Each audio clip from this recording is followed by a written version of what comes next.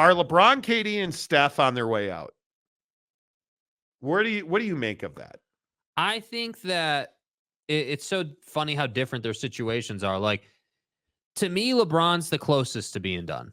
Then I think just it's based on the number. Well, based on the number, but like LeBron could play till he's 50. I honestly believe that. I think he's got the body for it. I think he's got the drive. I think he could do it. He could absolutely do it. But I don't know that he wants to. I think LeBron's sole focus is probably winning one more and then playing with Bronny. I think that's where Bron is at with the situation. And it's why I think them getting Dinwiddie is a big deal. We're going to get to that. But as far as the three of them are concerned, I think Steph is playing some of the best basketball he's played, and he's dealing with a bunch of nonsense in Golden State right now, whether it was the Dre situation, the Jonathan Kuminga situation, Klay Thompson lately trying to find the shot again. Like, there have been drama. Chris Paul's hurt as usual. Like, you know what it is in Golden State. It's Steph and everybody else. So to me, I think that, yeah, they are aging, but I think LeBron is by far the furthest down the road of the three of them. I watch Kevin Durant on most nights. This guy's still getting after it. This guy still has the fire, still wants to end you at the rim. Like, end you at the rim. Yeah, he does. He still wants to dunk on dudes. Like, he still has that fire. He does not look like someone who's got a year or two left. He looks like a guy who's still got another 4 or 5 seasons in him. So to me, I think these three guys are the top line of the league right now in terms of stardom and household name status. But sure. but I do think that this conversation around where the league was with these guys and where it's going with the new crop is really interesting, because I'm not so sure, especially when you look at guys like Ja Morant and his situation and his fallout.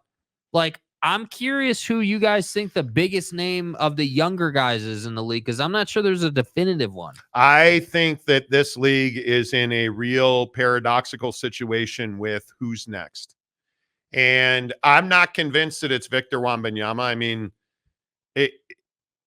Giannis is so damn good on the floor, but is he a superstar personality? Can he carry the NBA marketing wise? I don't know about that. I think what makes LeBron, well, he's one of the greatest ever, but he also has an off the court persona. He is a endorsement magnet. Yes. You look at Steph Curry, holes in one, playing golf, like, championships. Again, I think you have to win championships to be the face of the league. Yes. And I don't see Victor winning championships in San Antonio. And I don't see Ant winning a championship in Minneapolis. And I mean, like, who else is even in the Giannis? But Giannis won a championship and it didn't get him over. It didn't get him over. And I think it's very difficult. The NBA is very much unlike the NFL. Like, who's the face of the NFL? Well, nobody's the face of the NFL because they all wear helmets. So you don't have to be a great off-the-field personality, Patrick Mahomes. Who's the best player in the NFL right now?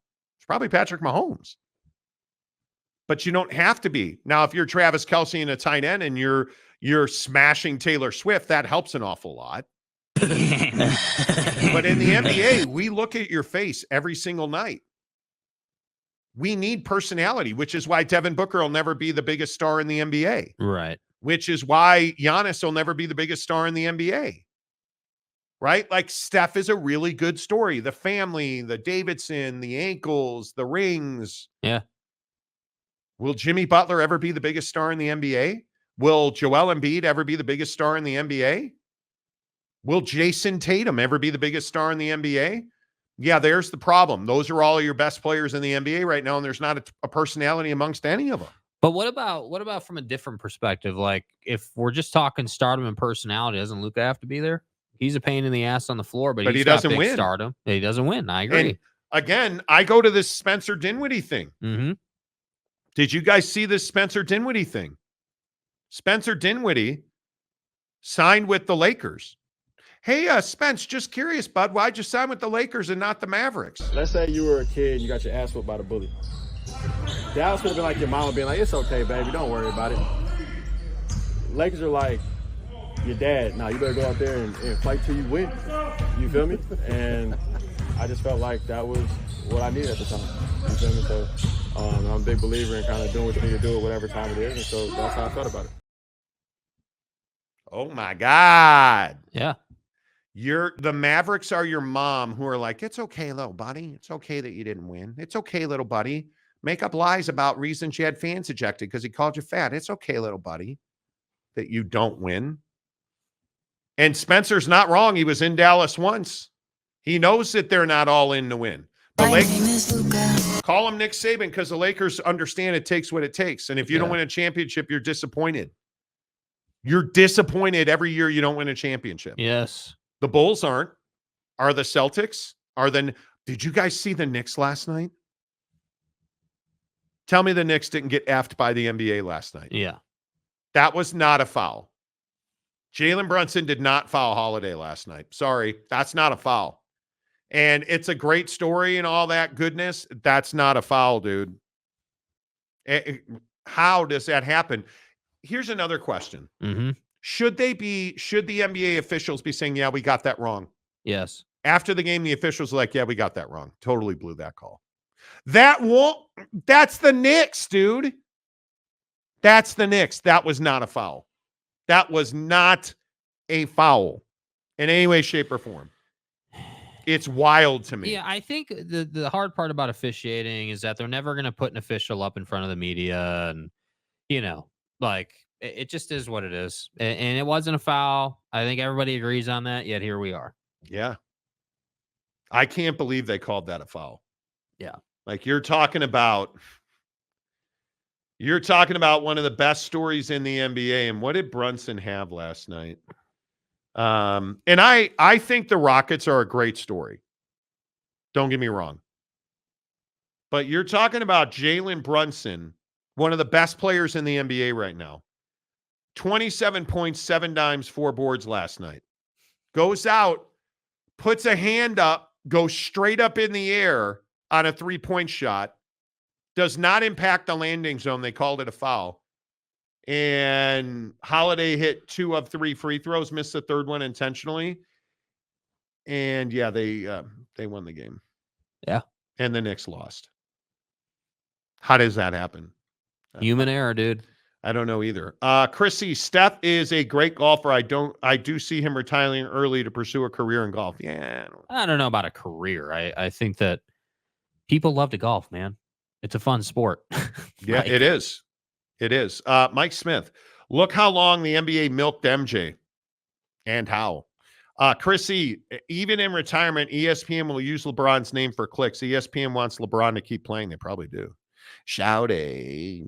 It got better. Trae Young, face of the NBA. Trae Young. Nah.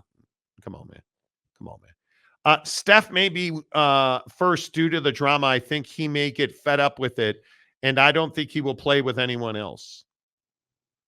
I don't know, dude. Steph is friends with a lot of people, man. Like, Steph is one of those stars that's very friendly, easy to talk to, not an asshole. Somebody forgot to tell the Jazz last night that Clay can actually still play. Yeah. What a night for Clay last night. Yeah. There's definitely no who's next guy. Between marketability and star power, there's none that truly stand out. I agree. Brandon Butler, I think there is way more talent in the league. There is no team I can see right now that can say that one guy is in the finals every year. Parity has arrived. They need to expand to dilute the talent.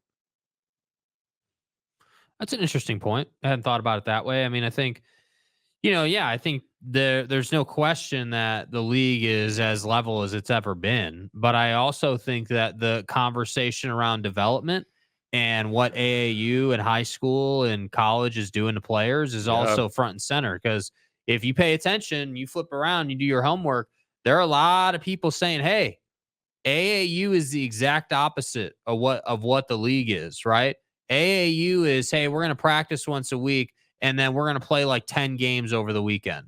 Whereas like the league is much more flow, right? Hey, we're going to play today, tomorrow, Wednesday. Tomorrow's off when I practice. It's much smoother. And over in Europe's a totally different thing, right? Europe is, hey, we're practicing 5-6 days a week, and we're playing once, twice a week. It's totally different over there. So when you talk about talent in the league, yeah, there's a lot of talent in the league, but But I think the problem is that guys are not getting the same type of development they were at a young age because all we're concerned about is dunks and highlight reels instead of handles and playing the game.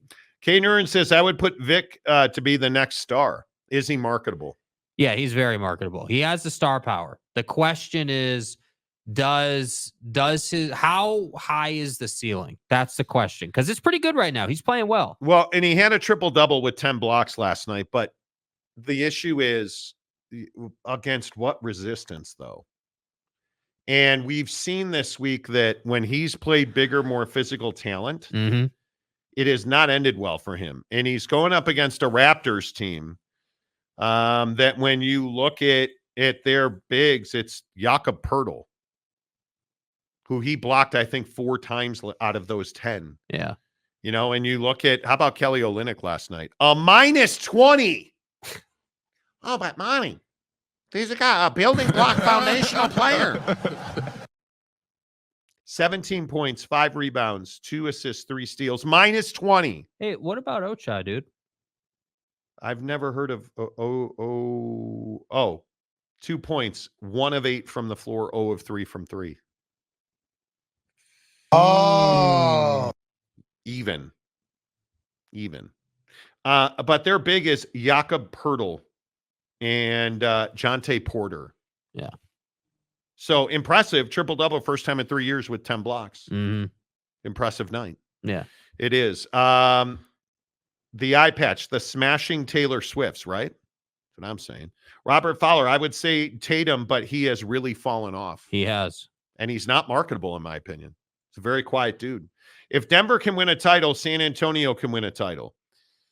That's why the Spurs have to have a major impact this coming off season. Here's the issue. One, Denver has a generational player that is bigger, stronger, and more skilled than Victor Wembanyama in Jokic. Right. And I think you're looking at the talent around Nikola Jokic. Yeah. Way better in Denver than in San Antonio. That's just baseline. 2, I really worry about Victor's long-term ability to stay healthy. I mean, he is getting, when he runs into the Anthony Davises of the world, it is difficult for him. Yeah, they move him, bro. He's got to get bigger and strong, and he has. His leg strength is significantly better. He's now making NBA threes, which is huge. But he does not have a whole lot of talent around him. I mean, it's Vassell and pretty much everybody else. I think the thing with Victor is he's developing. Absolutely. It's his rookie season. I think that the like last night, seeing him, you know, hey, we're gonna block a shot, then we're gonna run down, and based on where the ball is in front of me and what my teammates are doing, I'm gonna stop at the 3-point line because that's the natural flow of the play. And then on another play, I'm gonna run and I'm gonna get a rebound, dunk, put back. Like, he identifies the play really well. He sees the floor well. Like, he sees the opportunity in front of him well. That's not an issue. I just think when you're talking about winning championships, Victor's going to be a max, super max guy. Like, you're inevitably going to wind up paying him hundreds of millions of dollars to be the centerpiece of your organization. And again, we've only ever seen one team really win with a big as their superstar, and that's Jokic and the Nuggets. Philly's not won with Embiid, right? Like, the Celtics didn't get better with Porzingis, really. Like, I'm in the modern day, it's difficult to do that with a big. You can't build around Shaq today. Yeah, you know, and I think that's the hard part. Rudy. Yeah, Rudy, right. One of the worst contracts in the NBA is Rudy Gobert. I already think, honestly, like, I have no problem saying it. I already think Victor is more valuable to a team than Rudy Gobert. I think he's a better offensive player. I think he sees the floor better. He is a better perimeter defender. You can use him in pick and roll defense. Yeah, and I think he's a bit better of a teammate. He gets his teammates involved. There are many times last night where he got the rebound and was looking to kick instead of just going up. It'd be nice if he would average 15 rebounds a game. And I think eventually he will. But it's a very interesting conundrum. I just don't know how much upside there is in today's world. Yeah. Big Daddy Magic. Victor in 2 years will make the Joker fall down on his knees and call him daddy for the next 15 years.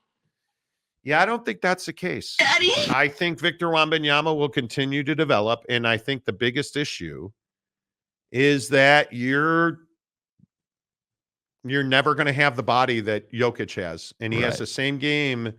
Jokic got his 9th dunk of the season last night.